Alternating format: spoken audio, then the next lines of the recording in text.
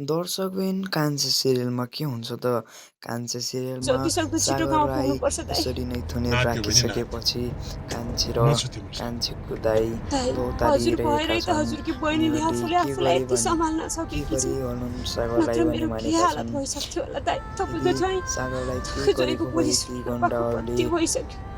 कारबाही मिठा गर्नेछन् मिठा र खानेकुराहरू पनि यता भने धेरै हुन्छ। ती गन्डाहरूले एउटी जाउँ त्यही नानीलाई जाउँ।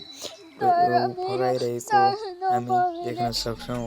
आमा बाउको नाममा दर्शकबिनहरू यी नानीलाई फकाएर है के त्यसले गर्छन् के त खान खोज्छ यता भने खुवाउनु कान्छी के गर्दा त्यो आत्तिँदैछन् खुसी हुन्छ तर त्यही घरबाट गरिदिनु है बाबु। कान्छीको छोरीले नमानेपछि सागरको भाउजू भाइले तपाईँको कान्छी बोली केही भाउजूलाई बुझ्या छैन। फकाउँछन्।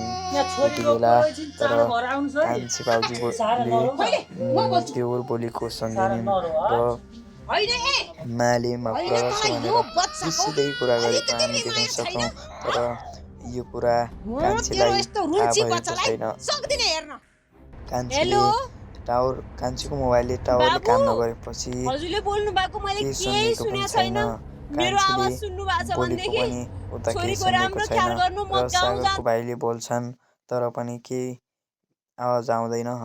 त्यसपछि कान्छीको आमाले सागरको भाइलाई गाली गर्छन् र यता भने यी गुन्डाले नानीलाई फकाइरहेका हुन्छन् र कान्छी रुँदा सागरको दाइले फकाउँछन् तर मान्दैनन् र उतिखेर पुगेको बेला के भइरहेको छ त्यहाँ गाडीबाट देख्दा बाहिर निस्किन्छन् र उनीहरूले के भइरहेको देख्छन् त।